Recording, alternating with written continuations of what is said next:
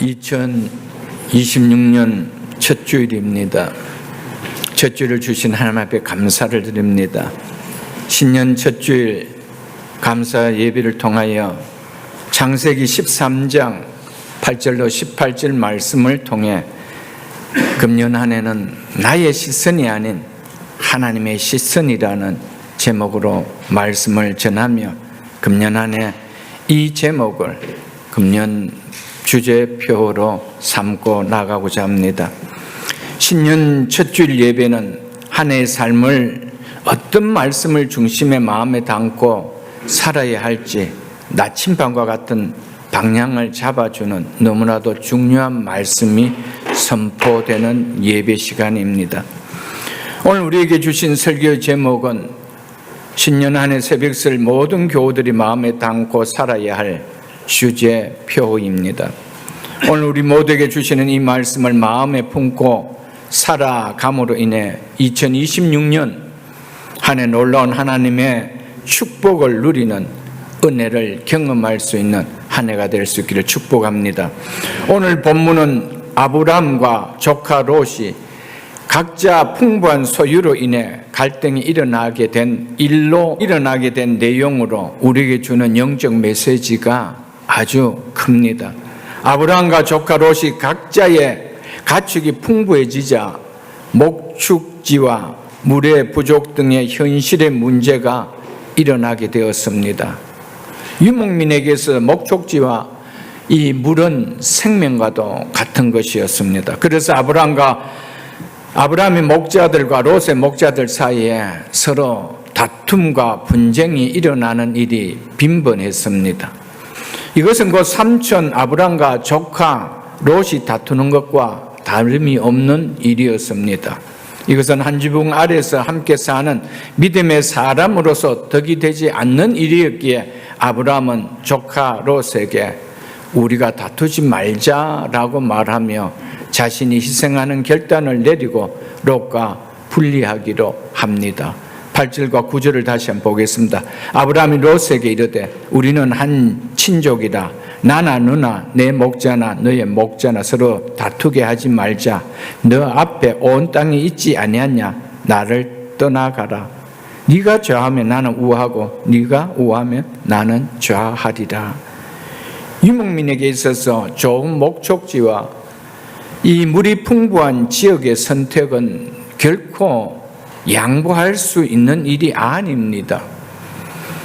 그리고 아브라함은 부족의 족장이며 롯의 보호자이며 삼촌으로서 당연히 먼저 자신이 원하는 지역을 선택해야 될 권리도 힘도 그를 위치에 있었음에도 불구하고 그렇게 하지 않고 조카 롯을 데리고 지대가 높은 베델로 올라가 눈앞에 펼친 넓은 팔레스타인 지역을 내다보게 하며 네가 먼저 좋은 땅을 선택하도록 하라 라고 말합니다. 이는 하나님을 믿는 아브라함의 성숙한 인격을 보여주기도 하지만 아브라함이 인간적인 방법을 사용하지 않더라도 하나님께서 자신에게 약속한 가나안 땅을 주실 것을 굳게 믿었기에 믿음으로 이렇게 행하였던 것이었습니다. 이는 성숙된 믿음의 사람은 물질을 최고의 가치를 두고 사는 사람이 아니라는 것을, 하나님의 약속의 말씀을 최고의 가치로 두고 사는 사람임을 말해주고 있습니다. 재물을 의지하기보다 하나님을 의지하는 믿음으로 사는 사람임을 아브라함을 통해 우리에게 보여주는 것입니다. 삼촌 아브라함이 롯, 너가 먼저 선택하라는 말을 들은 롯이 보인 반응이 어떠한지 보겠습니다. 10절로 11절입니다. 이에 롯이 눈을 들어 요단 지역을 바라본즉 소알까지 온 땅에 물이 넉넉하니 여호와께서 소돔과 고모라를 멸하시기 전이었으므로 여호와의 동산 같고 애굽 땅과 같았더라.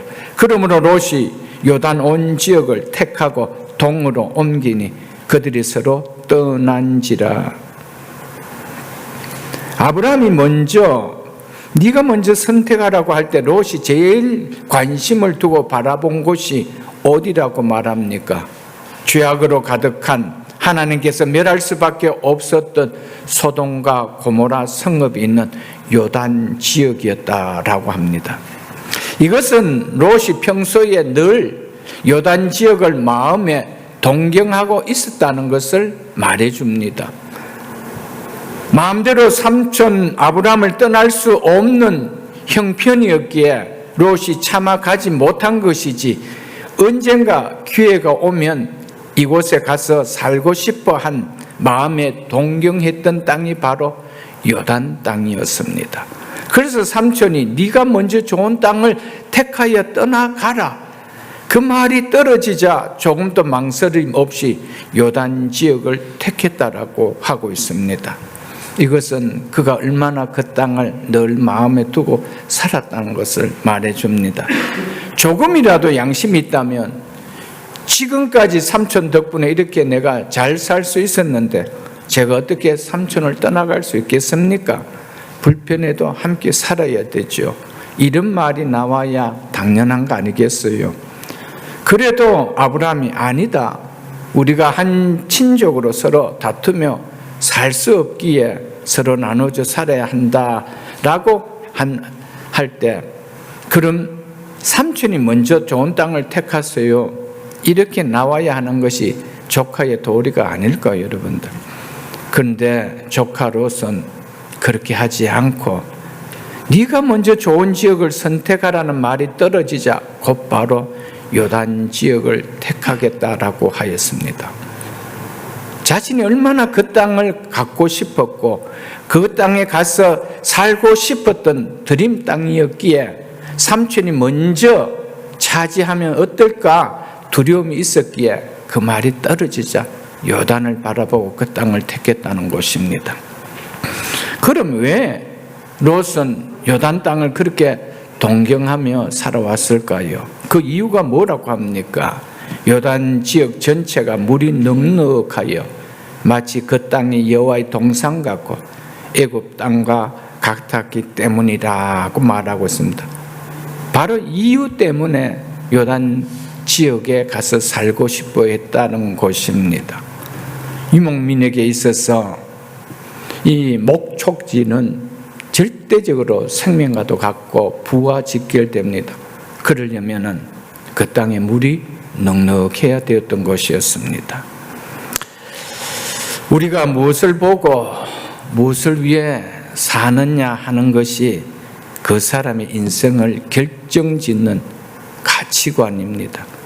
내가 무엇에 가치관을 두고 살아갈 것인가, 그것이 그 사람이 무엇을 택하든지 어떤 일이 있든지 결정하게 되어지는 가치관이라는 것입니다.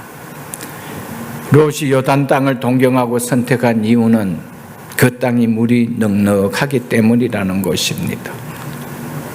유목민에게 있어서 가축을 늘려 부를 쌓는 것이 당연합니다. 가축의 수가 늘어나야 부가 쌓이는 겁니다. 그러면 가축이 쌓이려면 어떻게 됩니까? 좋은 초장이 있어야 됩니다. 그러려면 물이 풍부해야 됩니다. 그 땅이 적임이라는 것이죠. 그래서 롯의 눈에는 그 땅이 부족한 것이라고는 전혀 없다는 의미로서 그 땅이 여호와의 동산 같고, 즉 에덴 동산 같고 애굽 땅 같았더라. 나일강이 흐르는 마르지 않는 그런 기름진 땅, 에덴 땅 같았던, 애굽 땅 같았더라라고 하였던 것이었습니다. 롯은 그 땅을 선택한 이유는 오직 육신적으로만 잘 살고 싶었기 때문에 그 땅을 택하였던 것입니다. 조금이라도 하나님과의 관계를 맺는 신앙의 문제에 관심을 둔 바가 있었다라면 그 땅은 차지하지 않았을 것입니다. 아무리 돈을 벌여서 육신적으로 잘 살게 하는 곳이라 해도 그곳이 어떤 곳임을 안다라면 결코 그것을 선택해서 안 된다는 것이 하나님의 백성이라는 것입니다. 우리는 이 사실을 잊어서는 안 됩니다. 거기 가면 잘 살 수 있대, 그 동네 가면 잘 살 수 있대, 그 모든 조건이 있는데 그런데 그곳에서 믿음의 생활하기는 어렵다라면 아무리 다 돈이 많이 보이는 곳이라 할지라도 우리는 그것을 선택해서는 안 된다는 겁니다. 13절에 보십시오. 소돔은 여호와 앞에 악하며 큰 죄인이었더라. 10절에 보는 것처럼 소돔과 고모라는 하나님께 멸하기로 작정하신 곳이라고 말하고 있습니다. 이런 곳인데도 롯은 가축을 늘려 부를 쌓을 수 있는 곳이기에 신앙적인 것에는 이런 것에 자신이 전혀 관심의 요소가 될 수 없다는 겁니다. 자신에게는 오직 육신적으로 잘 살고 육신적으로 편하고 육신적으로 출세하는 것, 그것만 관심이 있었습니다. 그 땅이 어떤 땅이냐 관심이 없습니다. 부를 축적할 수 있는 땅이면 그것이 어떤 곳이라도 난 괜찮다는 겁니다. 오늘날 교회에 이런 교인들이 수가 적지 않을 줄 압니다. 교회들마다. 우리 아이가 출세만 할 수 있다라면 신앙 안 가지면 어때? 그냥 학교에서 공부 잘하고 학원 가서 공부 잘하고 명문학교 가면 되지. 그와 다를 바가 없다는 것이죠. 내가 돈만 벌 수 있다라면 줄 좀 빠지면 좀 어때? 오늘이 어떤 날인데 오늘 우리 가게로서는 완전히 대박을 치는 그런 한 번 있을까 말까 하는 날인데 이날 어떻게 내가 문을 닫을 수 있지? 이렇게 생각한다는 겁니다. 우리가 살아가면서 무엇에 가치관을 두느냐가 우리는 무엇을 결정할 때 스스럼없이 그것이 나와버립니다. 내가 무엇에 가치관을 두고 살아가는지 결국 그것이 내 인생에 어떤 결과를 만드는지 시간이 지나면 나타난다는 겁니다. 우리 성경은 롯이 요단 온 지역을 택하고 그것으로 옮겼다라고 되어 있지만 본래의 뜻은 롯이 자기를 위해서 택하고 요단 온 지역을 택하고 그것으로 옮겼다라고 되어 있습니다. 왜 롯이 요단 지역을 택하고 그것으로 옮겼대요? 자기를 위해서 택했다라고 이야기합니다. 오직 육신을 위해서. 신앙과는 아무런 관계가 없습니다. 내 영혼과는 아무런 관계가 없습니다. 그것이 나에게 유익이 된다면, 육적으로 유익이 된다면 내가 그 땅이 하나님이 멸하기로 작정된 땅이라도 나는 그 땅에 들어가겠다는 겁니다. 우리가 얼마나 그런 세월을 살아왔지 않는지 한번 돌아보면 우리의 삶이 되어야 합니다. 하나님 백성을 향한 하나님의 관심은 항상 영혼이 잘된 같이 범사가 잘 되는 것입니다. 그러므로 성도가 신앙은 죽게 만들면서 육신만 잘 되면 된다는 롯과 같은 삶은 하나님 앞에 얼마나 잘못된 삶인지를 우리는 깨닫고 살아야 됩니다. 롯의 이 선택의 결과 자신뿐 아니라 그 가정이 어떻게 되었음을 우리는 말씀을 통하여 너무 잘 알고 있는 내용입니다. 롯을 통해 우리에게 주시는 교훈을 깨닫지 못하고 살아간다면 우리 또한 롯과 같은 결과를 보게 되는 것은 우리 인생에서 그렇게 어렵지 않습니다. 혹 우리에게는 롯과 같은 모습이 없는지 하늘을 시작하면서 우리는 돌아봐야 합니다. 오직 육신적으로만 잘 되기를 위하여 신앙은 뒷전으로 밀어내고 하나님이 징계하는 일을 인생의 행복을 이루는, 인생의 성공을 이루는 것으로 착각하고 여기며 살아가고 있었지는 않은지 우리는 돌아봐야 한다는 겁니다. 롯은 하나님이 징계하고 하나님이 심판하는 그 일을 자신의 인생의 행복을 이루는 것으로 착각하고 들어갔다는 겁니다. 착각이 얼마나 우리를 무섭게 한다는 것을 우리는 알아야 됩니다. 12절로 13절로 보겠습니다. 아브라함은 가나안 땅에 거주하였고 롯은 그 땅의 도시들에 머무름으로 그 장막을 옮겨 소돔까지 이르렀더라. 소돔 사람은 여호와 앞에 악하며 큰 죄인이었더라. 롯은 자신의 시선을 쫓아 요단의 여러 도시에서 머물다가 결국 자신의 삶을 죄악의 도시 소돔에까지 옮겨놓습니다. 다음 장인 14장에 보면 롯은 소돔에 정착하여 살고 있습니다. 그리고 9장에 들어가 보면 롯은 소돔 도시에서 높은 관원이 되어 있습니다.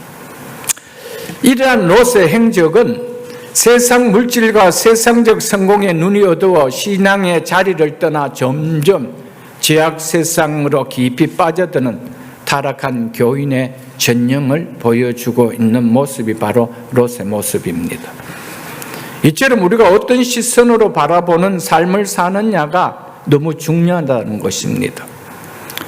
롯은 오직 자기의 육신만을 위하여 세상적으로 자신이 잘 되기만을 위해서 사는 것이 그의 삶의 목적이었습니다. 그래서 그는 항상 자기의 시선으로, 육적인 시선으로 바라보며 살았습니다. 그래서 끝내는 소돔의 도시에까지 가서 높은 관원의 자리까지 올라갑니다. 세상적으로 출세했죠. 그러나 그 출세가 얼마나 가던가요? 그 과정은 어떻게 되던가요? 우리는 말씀을 보면서도 말씀을 그냥 일반 소설책처럼 그렇게 여깁니다. 하나님의 말씀으로, 진리의 말씀으로, 생명의 말씀으로, 축복의 말씀으로 전혀 여기지 않는다는 겁니다. 그렇기 때문에 롯의 삶을 우리는 여전히 오늘 교회 안에 많은 교인들이 똑같이 살아가고 있다는 것입니다. 사랑하는 성도 여러분, 우리가 어떤 시선을 바라보며 삶을 사느냐 너무 중요합니다. 이것이 오늘 본문이 우리에게 가져주는 메시지입니다. 왜냐하면 그에 따라 인생에 가져다 줄 결과가 행복이 될 수도 있고 불행이 될 수도 있기 때문입니다. 축복이 되어줄 수도 있고 심판이 되어줄 수도 있기 때문입니다. 하와는 그것을 먹는 날에는 반드시 죽으리라고 말씀하신 하나님의 시선으로 그만 나무의 열매를 바라보았다면 인류에게 하나님 진노가 내려는 끔찍한 일은 발생하지 않았을 것입니다. 하나님의 시선이 아닌 자신의 마음과 육체가 원하는 자신의 시선으로 그것을 바라보기에 입에 넣고 싶을 정도로 먹음직하고 보암직하고 탐스럽게 보였던 것이었습니다. 이처럼 우리가 어떤 시선으로 바라보느냐는, 바라보고 사느냐, 이 삶은 너무나 중요합니다. 우리가 하나님의 시선으로 보면 나에게 주어진 가정과 자녀들과 건강과 물질과 시간을 보며 살아간다면 우리의 삶에 일어나는 결과는 사뭇 다릅니다. 하나님의 시선으로 나에게 주어진 모든 환경들을 돌아본다면 우리 환경에서 일어나는 삶의 결과는 다릅니다. 그러나 마음과 육체가 원하는 시선으로 내 가정을 보고 내 자녀들을 바라보고 내 건강을 바라보고 물질과 시간들을 바라본다면 우리 삶에 일어나는 결과는 너무 사뭇 다르다는 것입니다. 교회를 다니지만 많은 교인들이 하나님의 시선이 아닌 자신의 시선으로 이것들을 바라보며 살기에 시간이 지나면 가정에 대한 후회도 일어나고 자녀에 대한 후회도 일어나고 물질에 대한 후회도 일어나고 시간을 어떻게 보냈는지 그 시간에 대한 후회도 일어난다는 것입니다. 사람은 어떤 것을 선택할 때 롯처럼 자신의 마음과 육체가 원하는 나의 시선으로, 육신의 시선으로 선택하는 사람이 있는가 하면 나중에 보면 알겠지만 아브라함처럼 하나님의 시선으로, 믿음의 시선으로 선택하는 사람도 있다는 것입니다. 두 분리의 사람이 있습니다. 인생은 끊임없이 선택의 연속이라 할 수 있습니다. 우리의 삶의 결과는 연속되는 선택의 결과라 할 수가 있습니다. 내 인생의 상당한 부분이 나의 선택으로 인해 가져온 행불행의 결과일 것입니다. 어떤 사람은 어떤 선택을 했기 때문에 그 결과가 행복할 수가 있고 내가 어떤 선택을 했기 때문에 불행한 결과를 가져올 수도 있다는 겁니다. 우리의 삶은 연속되는 선택의 결과입니다. 그런데 내 인생의 상당한 부분이 나의 삶의 현실을 그 선택의 결과로 맺어진다는 것을 잊어서는 안 됩니다. 그렇다면 우리 이 다음의 시간에 우리에게 가져다 줄 그 삶의 결과는 지금부터 살아가는 우리 삶의 어떤 선택으로 하느냐의 결과로 맺어진다는 것을 잊어서는 안 됩니다. 우리의 눈은 미래가 어떻게 될지 완전하게 보지 못하는 눈입니다. 그래서 우리의 눈은 그리 믿을 만한 것이 되지 못합니다. 그래서 신학자 켈빈은 롯을 통해 우리 눈이 그렇게 신뢰할 만한 것이 아님을 배우자라고 말했습니다. 그렇습니다. 우리의 눈은 그리 신뢰할 만한 것이 아닙니다. 믿을 만한 것이 되지 못합니다. 그러므로 우리의 눈은 내 생각과 내 기대와 다르게 큰 후회를 만들 수가 있다는 것입니다. 내 눈이 미래에 어떻게 될지를 확실히 아는 선택하는 눈이었다면 우리가 왜 후회를 하겠습니까? 그래서 우리 눈은 그렇게 신뢰할 만한 것이 못 되다는 것을 롯을 통해서 켈빈은 배우자라고 했습니다.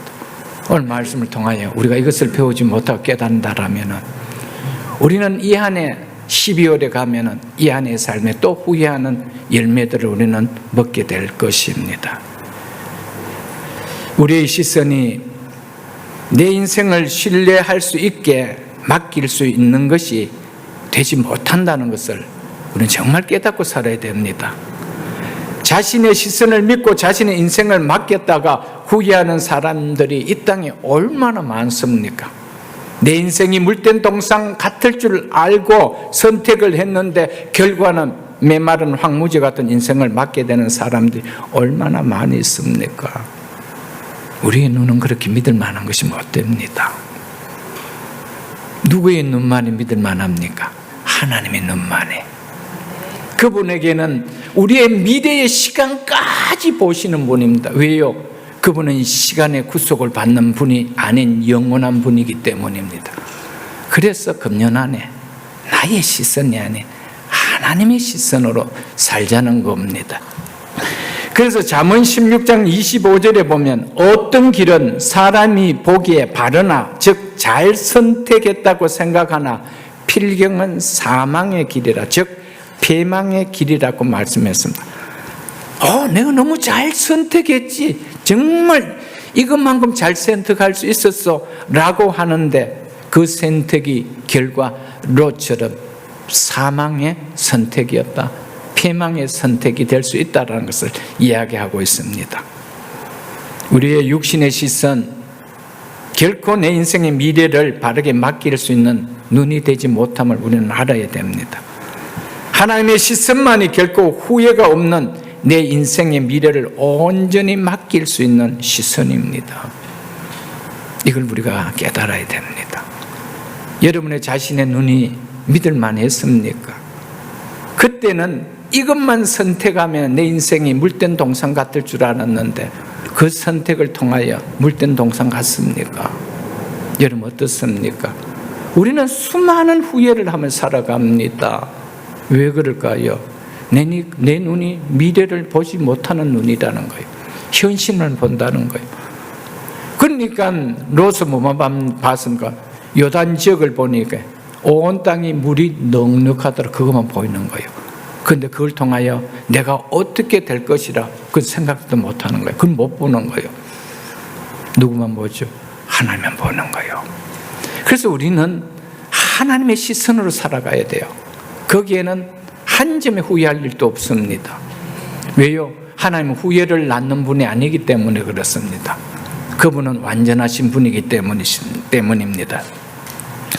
하나님의 시선으로 선택한 일에는, 나의 시선으로 선택한 일에는 실수도 있고 실패도 있지만 하나님의 시선으로 선택한 일에는 결코 실수도 실패도 없습니다. 우리는 하나님의 시선으로 우리의 삶을 바라볼 수 있는, 그래서 분별력의 은혜를 구해야 됩니다. 우리는 얼마나 많이 성급하게 믿을 수 없는 내 눈으로 이거야 하고 선택합니다. 이게 좋을 거야 하고 선택합니다. 그리고 시간이 지나면 어떠지요? 잘못 선택해서 그래서 여기면으로 또 가는 사람 얼마나 많습니까? 올 때는 정말 잘 와서 그러고 또 지나다 보면 잘못 선택해서 가자 그거 또 다시 돌아가고. 여러분 왜 그럴까요? 왜 우리가 그렇게 살아갈까요, 여러분들? 나의 시선으로 모든 것을 판단하고 선택하기 때문에 그렇습니다. 부디 우리 남은 인생은 내가 믿을 수 없는 내 눈으로 선택하지 마세요. 그것을 결정하지 마세요. 하나님의 시선으로 바라보면 모든 것을 선택할 수 있는 우리가 될 수 있기를 주님 축복합니다. 복된 인생, 복된 삶이 되려면 그래서 눈이 바뀌어야 합니다. 시선이 바뀌어야 합니다. 이게 달라져야 합니다. 예수를 믿고도 여전히 삶을 바라보는 눈이, 시선이 바뀌지 않는다라면 결코 우리는 바뀐 인생이라 말하기는 어려울 것입니다. 왜냐하면 믿음은 우리의 바라보는 시선을 바꾸어 주기 때문입니다. 믿음은 우리의 시선을 바꾸습니다. 지금까지 내가 인생의 주인 되어 살아왔던 내 눈으로 바라보고 내가 모든 것을 판단하고 내가 모든 것을 결정했던 내가 그 믿음이 들어옴으로 말미암아 하나님의 시선으로, 믿음의 시선으로, 말씀의 시선으로 바라보면서 이것이 하나님 기뻐하실까? 이것이 하나님이 좋아하실까? 말씀을 통하여 내가 깨닫고 결정한다는 것이죠. 거기에는 후회가 없다는 겁니다. 사랑하는 성도 여러분, 믿음은 우리가 바라보는 시선을 바꿔준다는 이 사실 앞에 동의할 수 있어야 됩니다. 예수 믿고 나서 여전히 예수 믿기 전과 살아가는 삶의 방식이, 선택하는 방식이, 결정하는 방식이 같다라면 내가 뭐가 달라진 것이 있습니까? 그래서 예수 믿고 나서 늘 하는 얘기 뭡니까? 교회 다니는데 왜 이래? 교회 다니는데 왜 이래? 맨날 이런 이야기 하죠. 교회 다니니까 그렇죠. 말씀을 안 믿고 그냥 교회만 다니니까 그렇죠. 교회는 다니는데 뭐 하죠? 시선은 여전히 안 바뀌죠. 내 시선, 내 마음으로 내가 인생의 주인 되어 살아가는데 그럴 수밖에 없다는 겁니다. 그래서 제가 목회하면서 늘 답답한 것이 그것이죠. 많은 교인들이 교회 다니는데 목사님 왜 이래요? 내 교회 열심히 다니는데 왜 이래요? 그러죠. 저는 답은 똑같습니다. 하나님 믿으세요. 하나님 믿는다는 것은 내가 내 인생의 주인이 아니단 말이에요. 하나님 인생의 주인 되어 살겠다는 거예요. 그러니까 내 시선으로 바라보는 것이 아니고 하나님 시선으로 바라보겠다는 겁니다. 거기는 후회함이 없습니다. 이런 은혜가 있기를 주님 축복합니다. 그래서 믿는 사람에게 있어서 선택은 곧 자신의 믿음의 표현입니다. 육신의 시선으로 선택할 것인가 믿음의 시선으로 선택할 것인가 그것이 드러나기 때문에 선택은 곧 믿음의 표현입니다. 내가 믿음의 사람인지 아닌지 그가 선택하는 것을 보면 늘 알 수가 있습니다.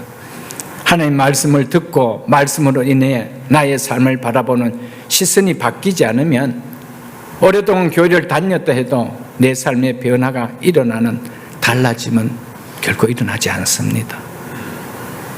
믿지 않는 세상 사람들은 물론이지만 믿는다고 하는 교회 안의 교인들 중에서도 롯처럼 자신의 시선에, 육신의 시선에 자신의 인생을 맡기며 살아가는 자가 너무 많습니다.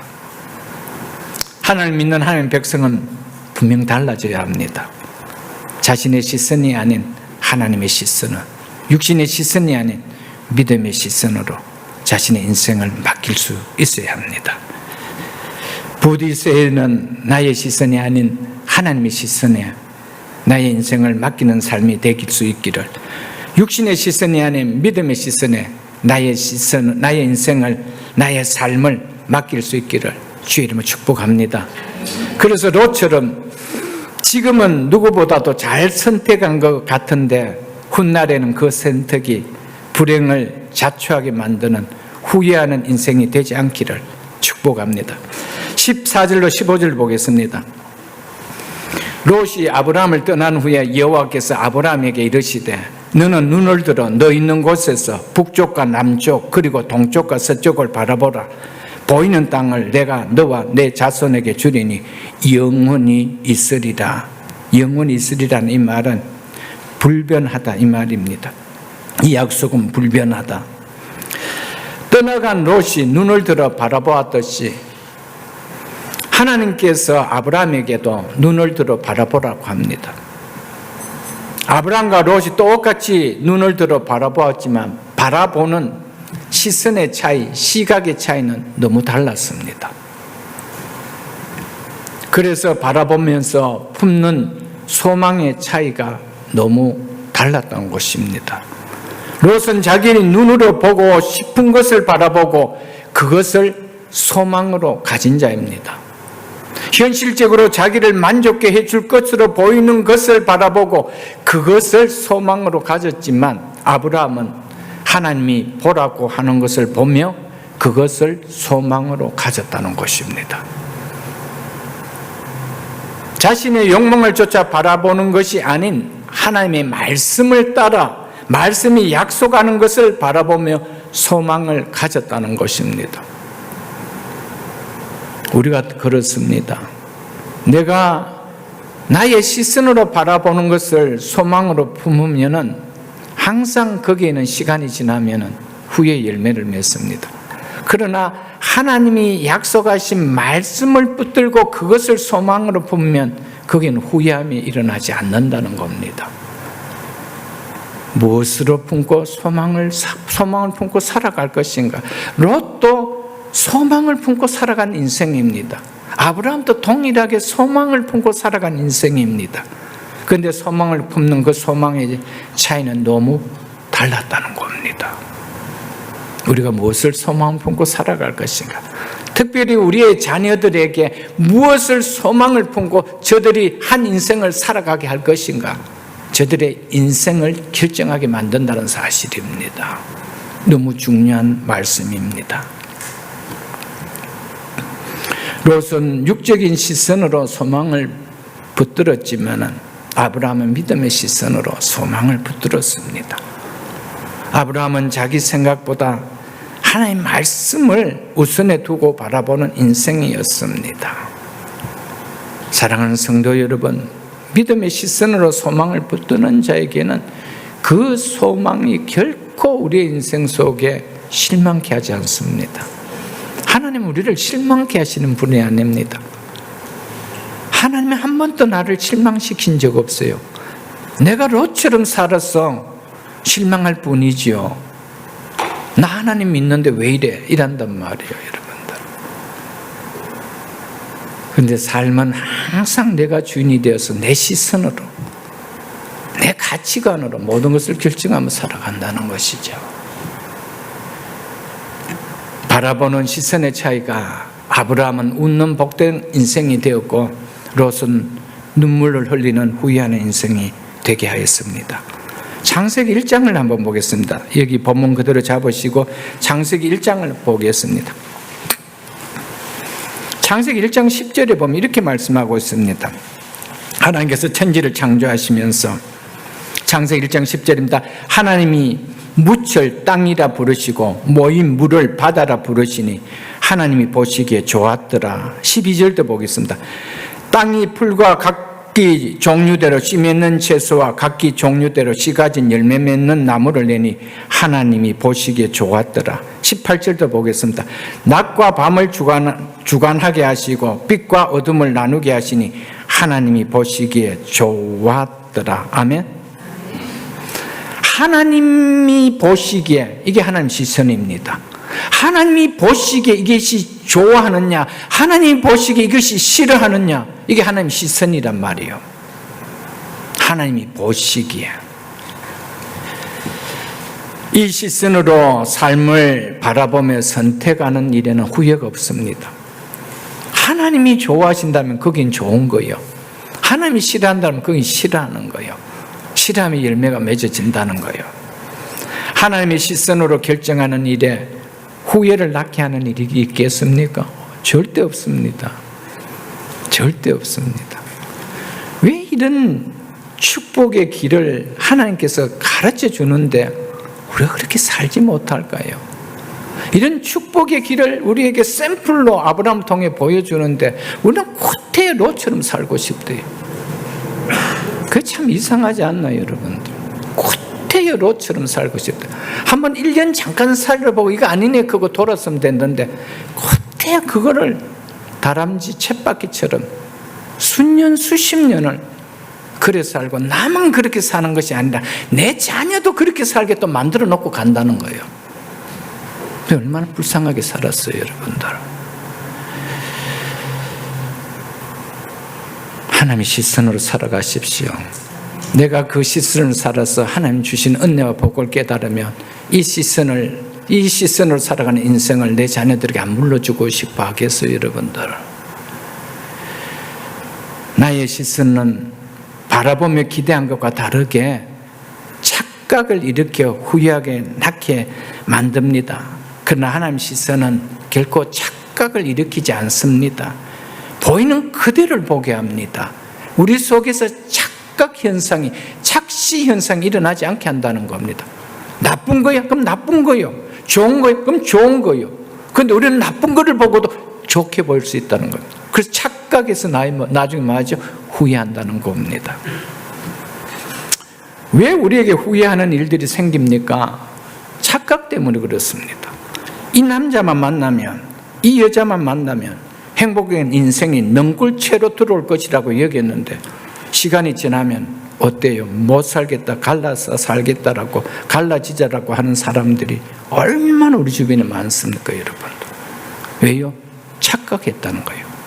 그 얼굴을 보니까 행복이 넘칠 것 같은데 그 얼굴이 나를 끝까지 행복하게 안 해주더라는 거예요, 여러분. 착각이라는 거예요, 여러분. 이 싸움만 하면은, 이 사람과 동업만 하면 뭔가 큰일이 일어날 것처럼 여기고 일을 시작했는데 시간이 지나면 후회만 낳는 착각이었네 라는 일이 우리가 얼마나 많습니까? 그래서 우리의 눈은 믿을 것이 못 된다 이 말입니다, 여러분들. 우리의 눈은 켈빈의 말처럼 신뢰할 만한 것이 못 된다는 것을 배워야 한다는 겁니다. 누굴 통해서? 롯을 통해서. 너무 중요한 진리 아니에요, 여러분? 이것만 우리가 바로 깨달아도 우리 남은 인생 후회할 일이 없습니다.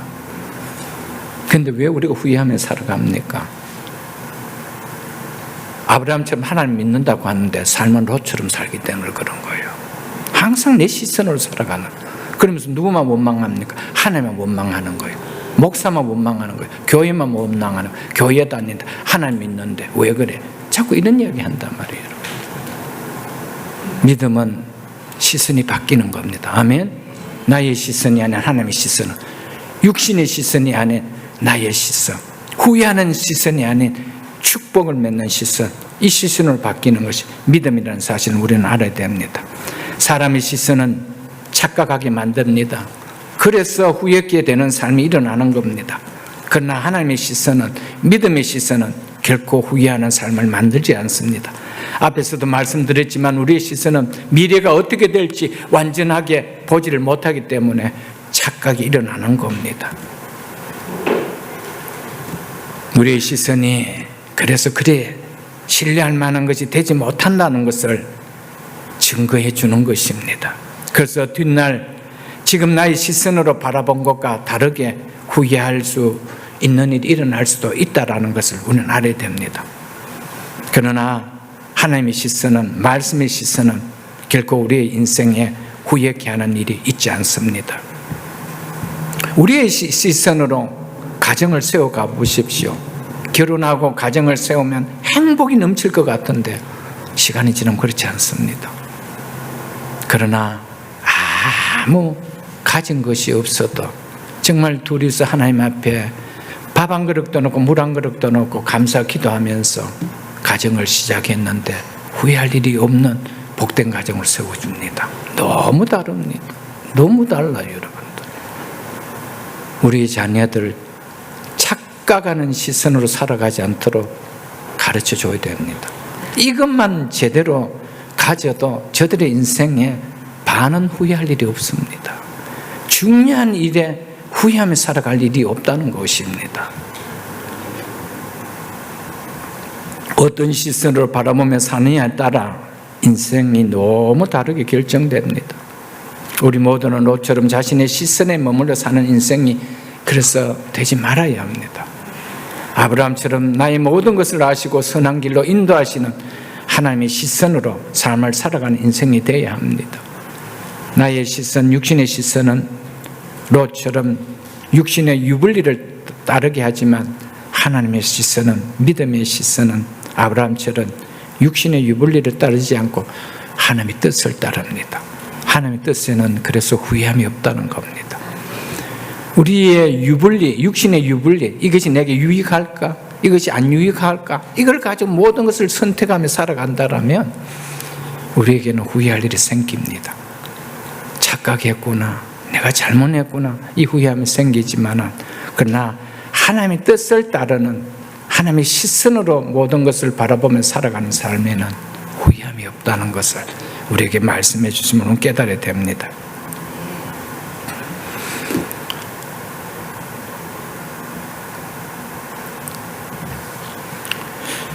무슨 시선으로 바라보는 삶을 살 것인가? 삶의 내용이 다릅니다. 삶의 질이 다릅니다. 그래서 삶의 결과가 다릅니다. 후회를 낳게 만드는 나의 시선으로 바라보며 살 것인가? 축복하시는 하나님의 시선으로 바라보며 살 것인가? 그 삶의 내용과 질과 결과가 어떻게 같겠어요? 다릅니다. 그래서 자기가 선택해놓고 늘 염려하며 살아갑니다. 불안하면서 살아갑니다. 그러나 하나님의 시선으로 결정하면은 현실적으로는 어려운 일이 있어도 그것 때문에 불안해하지 않습니다. 하나님 나를 선한 길로 인도하기 때문에, 하나님 나를 축복하는 인생으로 세우도록 이걸 선택했다는 걸 내가 믿기 때문에. 그러나 육신의 눈으로 자신의 시선으로 선택하면 자기가 선택하고도 맨날 불안해합니다. 걱정하면서 합니다. 그러니까 늘 스트레스만 받죠. 그 얼마나 몸에 좋지도 않아요, 여러분들. 우리가 얼마든지 행복하게 살 수 있는데 우리가 그렇게 만드는 거예요, 여러분들. 금년 안에는 이 강단에서 흘러나오는 생명의 말씀을 여러분 마음껏 흡수하십시오. 이 강단에서 흘러나오는 은혜의 말씀, 축복의 말씀을 받아들이십시오. 여러분, 그게 사는 길입니다, 여러분. 제가 제 이야기 하는 거 아니잖아요. 하나님의 말씀. 하나님 뭐라고 말씀하시는가? 하나님은 실수하시는 분이 아니에요. 하나님 우리를 후회케 만드시는 분이 아니라니까요. 후회는 내가 만드는 것이죠. 내가 결정해서 내가 만드는 것이지. 하나님이 그렇게 해라고 해서 내가 후회하는 것이 있습니까? 없습니다, 여러분들. 하나님은 우리를 축복하고 싶어하는 분입니다. 그래서 하나님의 시선으로 따라가십시오, 여러분. 그 삶의 결과가 맺어지는 열매는 너무 다릅니다. 그 자녀들에게 임하는 복은 다르다는 것입니다. 그러므로 우리는 우리뿐만 아니라 우리 자녀들에게도 육신적으로 바라보는 자신의 시선이 아닌 하나님이 축복하시는 하나님의 시선으로, 말씀의 시선으로, 믿음의 시선으로 세상을 바라보며 살아갈 수 있도록 신앙교육을 시켜야 됩니다. 그래야 앞으로 저들이 무수히 많은 선택을 하며 살아가는 인생에서 후회함이 없는 복된 삶을 살아갈 수 있을 거 아닐까요, 여러분들? 정말 신앙만큼 복이 있을까요? 없습니다. 우리가 자녀들에게 물려주는데 이것만큼 큰 복이 있을까요?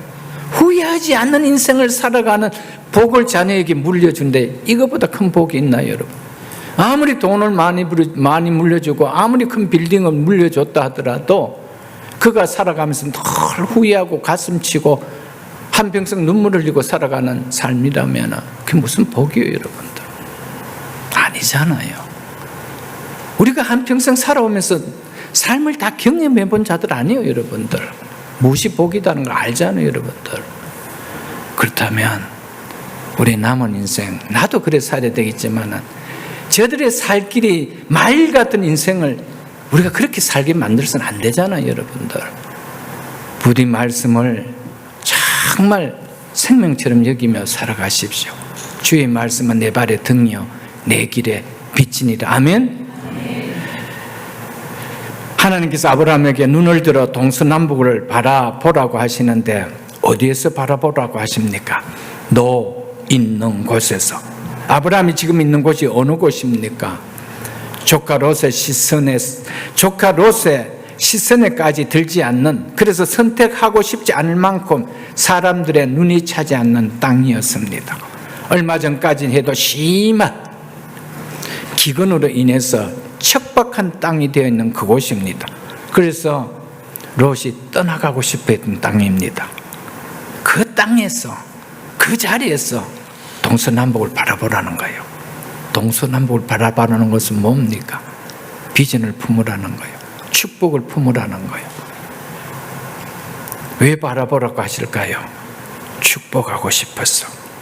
그래서 하나님 주신 약속을 바라보라는 겁니다. 롯의 눈에는 떠나고 싶은 척박한 땅처럼 보였다 할지라도 하나님의 시선으로 바라보는 자에게는 그 자리가 내 인생을 풍성하게 만드는 축복의 자리가 되게 하신다는 겁니다. 그래서 네 있는 곳에서 동서남북을 바라보라 라고 하셨던 것이었습니다. 우리가 서 있는 자리에서 하나님 말씀을 붙들고 믿음의 눈으로 바라본다라면 얼마든지 큰 일을 이룰 수가 있습니다. 왜요? 축복하신 하나님이 나와 함께 하시기 때문입니다. 아멘. 지금 여러분과 저가 있는 자리가 척박한 환경의 자리라 해도 하나님과 함께 하시는 자리라면, 말씀이 함께하는 자리라면, 하나님의 시선으로 바라보는 믿음의 자리라면 아브라함처럼 하나님의 축복이 부어주는, 하나님의 은혜가 임하는 축복이 보장된 인생입니다. 하나님의 은혜가 보장된 인생이라는 것입니다. 현실을 보면 척박한 삶이 눈앞에 펼쳐진 것처럼 보입니다. 육신의 시선으로 삶을 쫓아 살지 않고 하나님의 시선을 따라 살고자 하는 자에게는 그 자리가 어떤 환경과 상황의 자리를 할지라도 그 자리가 끝이 아니라는 것을 보여줍니다. 네 삶이 척박한 그 땅의 삶이 끝이야라고 했다라면 하나님은 아브라함에게 네 있는 곳에서 서서 동서남북을 바라보라고 하지 않았습니다. 실망케 하는 자리를 왜 바라보라고 할까요? 눈물을 자아낼 그 자리를 향해 왜 바라보라고 할까요? 내가 있는 자리가 정말 척박한 환경과 상황의 자리라 할지라도 하나님의 시선으로 내 남은 인생의 삶을 동서남북을 향해 바라본다면 그 자리는 하나님이 복이 부는 자리입니다. 하나님의 은혜가 부어지는 자리라는 것을 말씀해 주고 있다는 것입니다. 우리도 아브라함이 바라보았던 것 같이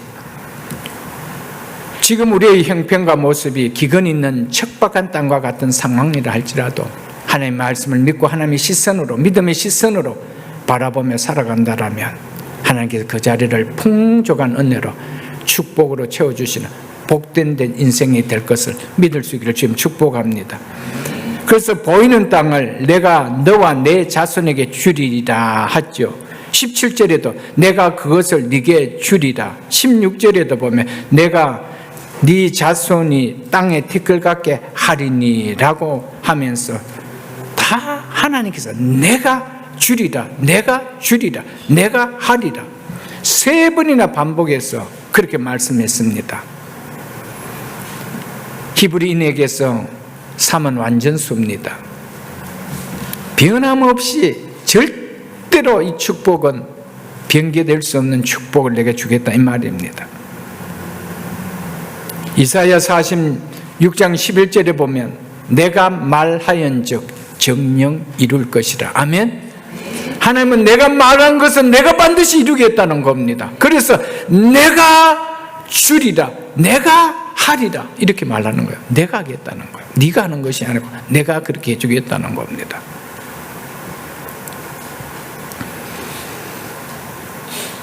말씀에 순종하는 믿음의 시선으로 하나님의 약속을 바라보며 행하는 자에게 하나님 반드시 내가 약속의 성취를 안겨주는 축복을 준다는 확실한 약속입니다. 그래서 3번이나 그렇게 이야기하셨던 것이었습니다. 사랑하는 성도 여러분, 우리는 하나님의 시선으로 바라볼 때 그것은 곧 하나님의 말씀의 약속을 믿는 시선이기 때문에 하나님의 약속의 성취는 반드시 일어난다는 겁니다. 그래서 하나님의 시선은 곧 하나님 축복하시는 삶의 결과를 맺는다는 그 이유가 거기에 있는 것입니다. 하나님은 우리에게 약속만 주시고 그것을 우리 스스로 이루어 나가도록 요구하시지 않음을 우리는 알아야 됩니다. 하나님은 오직 그것을 주신 하나님 당신의 전능하신 능력으로 이루시고 성취해 가십니다. 그래서 우리가 그 말씀 믿고 행하고 나갈 때 말씀하신 분이 그분이기 때문에 그분이 그 말씀의 약속대로 이루어 주신다는 겁니다. 우리는 그것을 무엇으로 품는다고요? 소망으로 품는단 말이에요. 그 소망에는 후회함이 없다는 겁니다. 우리가 무엇을 믿고 살아가야 됩니까? 금년 한 해, 아니 남은 인생 무엇을 믿고 살아가야 됩니까?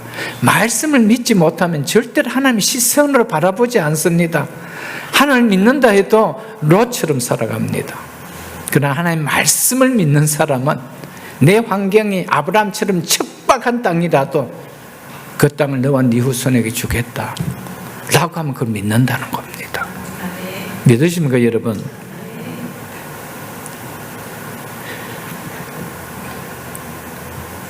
보이는 땅을 내가 어떻게 주겠다? 영원히 이르리라. 영원히 이른다는 것은 불변한다는 말입니다. 반드시 하나님께서 그렇게 해 주신다는 것을 말씀해 주고 있습니다. 보이는 땅을 내가 너와 내 자손에게 주리니 영원히 이르리라. 변치 않게 내가 해주겠다는 겁니다. 여러분과 저에게 하나님 주시기로 약속한 보이는 땅이 있습니까? 믿음으로 보면 보이는 땅이 있습니다. 믿음은 바라는 것들의 실상입니다. 아브라함이 봤을 때 아브라함아 네가 있는 곳에서 서서 동서남북을 바라보라. 이 땅을 너와 네 후손에게 주겠다. 네 자녀들이 땅에 티끌같이 많게 해주겠다 그랬습니다. 근데 서서 바라보니까 거기에는 가나안 족속들이 살고 있어요. 근데 어떻게 그게 내 땅이 돼요? 그게 어떻게 하나님 내 땅이 되겠습니까? 하나님 나에게는 티끌이 아니라 한 명의 자손도 없는데 땅에 티끌 같은 자손을 준단 말입니까? 그건 바라보는 것이 아닙니다. 바라보는 것은 하나님 말씀을 믿는 믿음은 그래서 바라는 것들의 실상이에요. 아멘. 여러분의 믿음의 눈으로 하나님의 시선으로 보이는 땅이 있느냐 이 말이에요. 그 영원한 천국 기업이 보이느냐 이 말이에요 여러분들. 그러니까 믿음의 눈으로 하나님의 시선으로 약속의 해분이 안 보이니까 자꾸 이 땅에서만 잘 먹고 잘 살려고 하는 것이죠.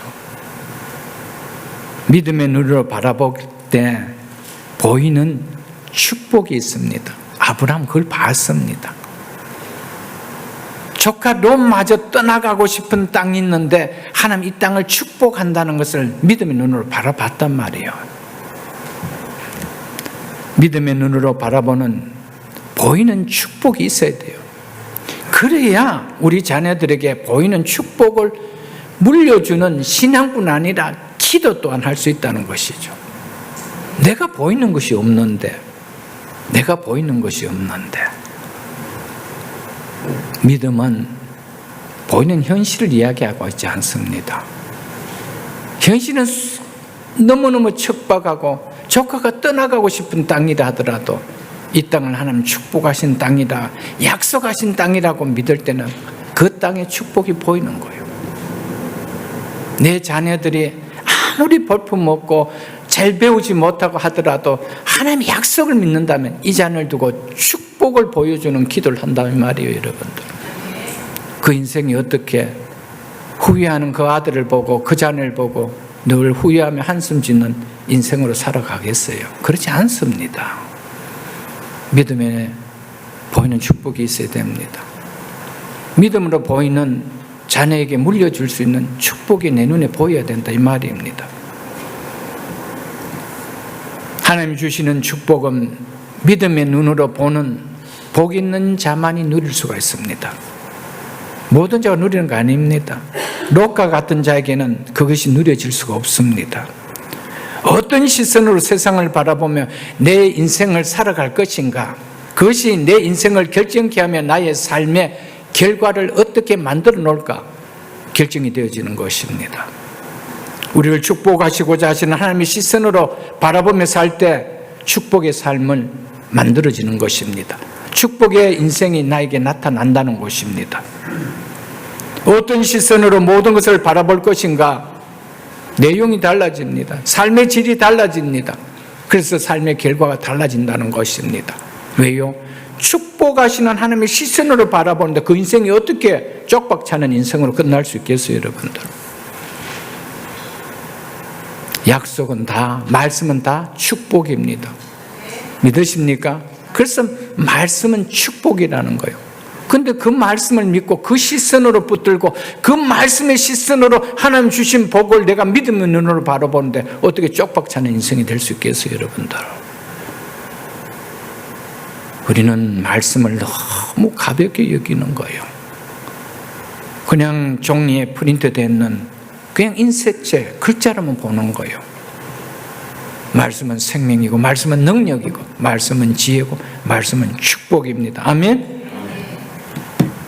그렇기 때문에 후회하게 하는 우리의 시선으로 바라보며 사느냐, 축복하시면 하나님의 시선으로 바라보느냐, 그 삶에 복이 임하는 결과는 완전히 다릅니다. 그리고 그 후손에게 임하는 복도 다르고 은혜도 다르다는 사실을 우리는 기억이 됩니다. 16절 17절을 보겠습니다. 내가 내 자손이 땅에 티끌 같게 하리니, 즉 셀 수 없이 많게 한다는 이 말입니다. 사람이 땅에 티끌을 능히 셀 수 있는데 내 자손도 세리라. 이 말은 셀 수 없다는 것을 강조하는 표현입니다. 땅에 티끌을 셀 수 없는 것처럼 네 자손도 너무 많아서 셀 수 없을 것이다는 반어적인 표현입니다. 이처럼 로서 눈에 보이는 현실을 택했지만 아브라함은 장차 주어질 약속의 미래를 택했습니다. 신앙이라는 것이 뭡니까? 신앙생활은 미래를 붙들고 가는 생활입니다. 미래의 약속을 내가 믿기 때문에 오늘 현실은 내가 롯처럼 손해가 일어나는 것처럼 보인다 하더라도 그 자리를 떠나지 않는 거예요. 그러나 미래는 하나님의 약속으로 나타난다는 겁니다. 17절 보겠습니다. 그래서 너는 일어나 그 땅을 종과 행으로 두루 다녀보라. 내가 그것을 내게 주리라. 이것은 아브라함이 가는 곳이면 종으로든 횡으로든 다 주겠다라는 의미보다 하나님이 이 땅은 이미 아브라함에게 뭐 있습니까? 주신다고 약속해 놓은 땅입니다. 그런데 지금 이렇게 아브라함에게 하시는 말씀은 내가 너에게 줄 땅이 어떤 땅인지 네가 현실로 한번 밟아보라는 거예요. 네가 밟는 그 땅은 이 땅에 가나안 족속들이 살아가고 있지만 저들의 땅이 아니고 네 땅이야. 네가 밟고 있는 땅은 네 땅이야. 그걸 확인해 보라는 겁니다. 즉 이 말은 믿음은 바라는 것들이 실상이요 보지 못하는 것의 증거라고 하신 말씀을 하고 있는 겁니다. 하나님의 약속의 말씀을 믿음을 붙들고 바라보는 자만이 그것이 자기 것이 되도록 하나님이 주신다는 겁니다. 직접 네가 밟아보라는 겁니다. 이게 네 땅이니까 한번 밟아보라는 겁니다. 하나님께서 말씀을 통해서 축복을 약속하셨을 때 그것을 확실하게 믿는 사람은 축복의 약속을 계속 바라보며 나아갑니다. 하나님에 대한 믿음이, 말씀에 대한 믿음이 곧 하나님이 주실 축복에 대한 믿음인 것입니다. 그래서 말씀을 믿는 사람은 끝까지 그 말씀을 믿고 따라갑니다. 현실적으로는 손해가 온다 할지라도 이거 밟아봐야 척박한 땅인데 여기 뭐가 생기겠어? 그렇지 않습니다. 하나님이 주셨다라면 가장 좋은 거 주시는 분입니다. 하나님 우리에게 선한 거 주시는 분입니다. 믿으십니까, 여러분들?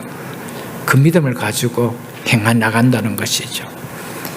지금 당장 내가 손해가 일어난다 하더라도 하나님의 약속의 말씀을 믿을 때 이렇게 살아갈 때는 하나님의 결과가 어떤다는 걸 믿으니까 남들이 지금 이렇게 살아가도 나는 약속의 말씀을 붙들고 이렇게 살아간다는 겁니다. 그래서 거기에는 왜 그 사람들은 뭘 붙들고 살아가죠? 미래를 붙들고 살아가요. 그러나 다른 사람은 너처럼 현실을 붙들고 살아갑니다. 현실이 이렇지 않냐? 지금 가면 현실에 이걸 주지 않느냐? 자꾸 현실이 미끼처럼 내게 걸리는 거예요. 그러니까 아브라함은 뭘 복으로 여겼죠? 현실이 아니고 미래였습니다. 장래였습니다. 이게 신앙입니다, 여러분들. 우리가 미래의 약속을 바라보지 못한다면 신앙생활은 한 걸음도 아브라함처럼 하지 못합니다.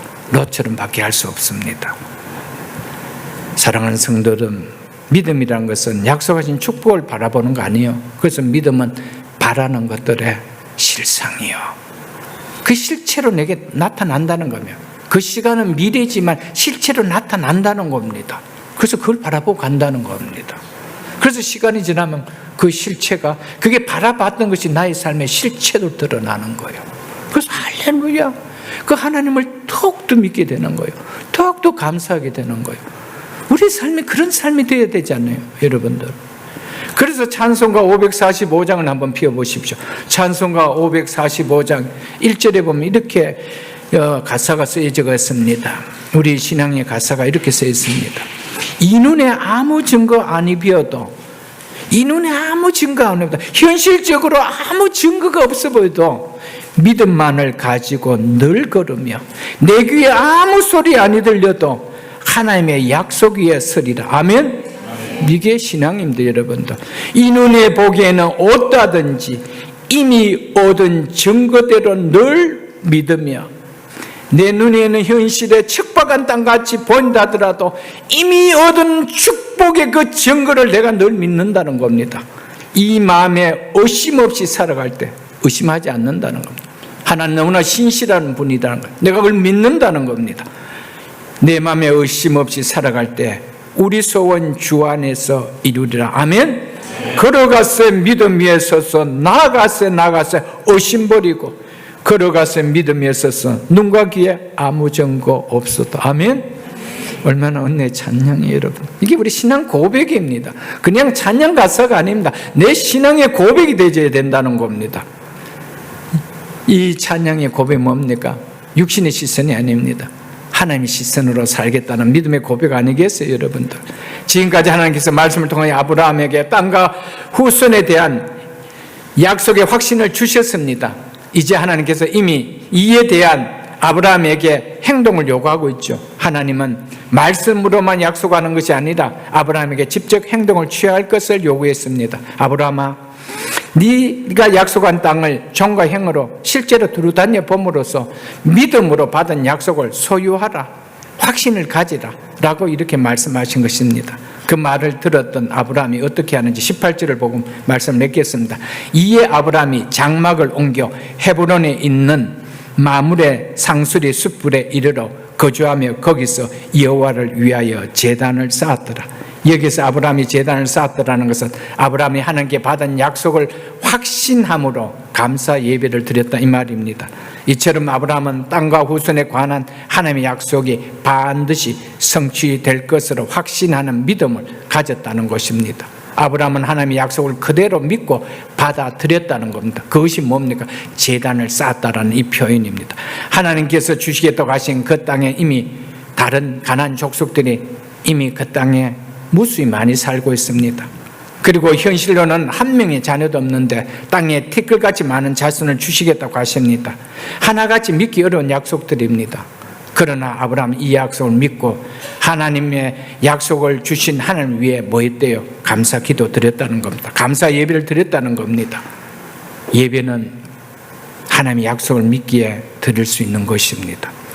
하나님의 약속을 믿지 못한다면 예배는 형식이 되어집니다. 내 육신의 생명이 마감하는 날 하나님의 약속이 나게 이루어질 것을 믿지 못하는 사람이 어떻게 예배를 드릴 수 있겠습니까? 혹 예배의 자리에 나올 수는 있겠지만 구원의 은혜에 장차 이루어질 약속에 감사함이 묻어나와 마음과 몸이 드려지는 예배는 드려지지 않습니다. 예배는 미래에 이루어질 약속을 믿음의 눈으로 바라보며 현실화하면서 살고 있음을 나타내는 중요한 믿음의 증거입니다. 그래서 예배는 믿음으로 드리는 겁니다. 이런 믿음의 증거가 여러분이 올려드리는 예배에 나타날 수 있기를 주 이름으로 축복합니다. 사랑하는 성도 여러분, 우리가 미래에 일어나질 약속을 믿음으로 바라보지 않는다라면 어떻게 현실 속에서 예배가 드려질 수 있겠어요? 예배가 드린다는 것은 장차 우리에게 약속하신 것이 나에게 일어남을 내가 믿습니다라고 현실적으로 내가 그 믿음을 고백하기에 예배가 드려진다는 겁니다. 아브라함이 주신다고 했지만 현실적으로 나타난 게 뭐가 있습니까? 그러나 현실적으로 그 약속을 믿기에 예배를 드렸다 이 말입니다. 여러분, 참 예배는 하나님의 약속의 말씀을 믿기에 드리는 예배입니다. 거기에 하나님의 주시는 은혜와 능력이 있다라는 것이죠. 또 우리가 아브라함의 모습을 통하여 깨달을 수 있어야 하는 것은 믿음으로 드리는 바른 예배의 삶 없이 성도는 하나님의 시선으로 삶을 살아갈 수 없다라는 겁니다. 롯처럼 바른 예배의 삶이 없는데 세상 사람들과 다른 가치관을 가진 시선으로 삶을 살아간다는 것은 불가능하다는 것을 보여줍니다. 바른 예배의 삶 없으면 아브라함과 같이 하나님의 시선으로 바라보면 믿음으로 사는 삶이 나올 수 없고 롯과 같이 자신의 욕망을 따르는 육적인 나의 시선으로 인생을 살 수밖에 없다는 것을 18절을 통하여 우리에게 보여주고 있습니다. 롯과 아브라함을 나눌 수 있는 근본 차이가 뭡니까? 시선의 차이입니다. 바라봄의 차이입니다. 무엇이 이것을 낳게 했다는 겁니까? 예배가 이 시선의 차이를 갖는 결과를 내놓게 만들었다는 겁니다. 그러므로 바른 예배의 중심의 삶이 우리로 하여금 바라보는 시선을 바꿔놓게 만들어줍니다.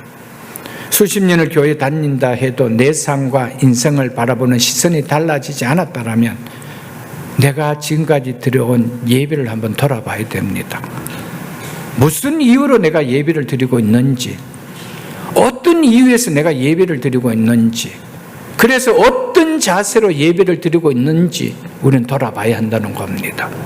정말 하나님의 말씀을 가슴에 품는 자는 바른 예배의 삶을 살 수밖에 없습니다.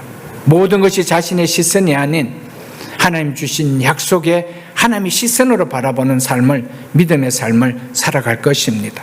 그것이 예배 가운데서도 그냥 나타난다는 것입니다. 그래서 한 말씀 한 말씀을 나에게 축복의 말씀을 내가 받아들인다는 것입니다. 우리의 시선이 하나님께로 향하지 않으면 신앙은 롯처럼 형식이 되어집니다. 롯처럼 그냥 종교 생활이 되어집니다. 예배의 자리와 무관합니다. 기도의 자리와 무관합니다. 롯처럼 오직 세상의 기쁨과 출세를 위해서만 살아갈 뿐입니다. 말씀을 맺겠습니다. 성도에게 가장 중요한 것은 하나님 믿는 하나님과의 관계를 최우선에 두는 것임을 우리는 알아야 됩니다. 하나님 말씀을 믿는 하나님의 말씀과의 관계를 내 삶의 최우선에 두는 것입니다. 그러므로 성도는 하나님과의 관계를, 하나님의 말씀과의 관계를 최우선에 두는 삶을 반드시 살아야 됩니다. 성도는 하나님을 내 삶의 최우선에 두는 가치를 두는 삶이 되어야 됩니다. 하나님 말씀을 내 삶의 최우선에 가치에 두는 삶이 되어야 됩니다. 그때 우리 모든 삶에서 우리는 내 시선이 아닌 하나님의 시선으로, 내가 제 삶의 우선에 두고 있는 말씀의 시선으로 바라보며 산다는 것입니다. 나의 시선이 아닌 하나님의 시선이라는 제목으로 금년 신년 첫 주일을 통해서 말씀을 드렸습니다. 2026년 새해 새벽에 있을 모든 성도님들은 후회를 낳게 하는 나의 시선이 아닌 나를 축복해 하시는 하나님의 시선으로, 육적인 시선이 아닌 영적인 시선으로, 세상의 시선이 아닌 믿음의 시선으로 살아감으로 결코 한 사람도 후회함을 낳게 하는 삶이 없는 하나님의 축복과 은혜를 경험하게 되는 복된 해가 될 수 있기를 주의 이름으로 축복합니다.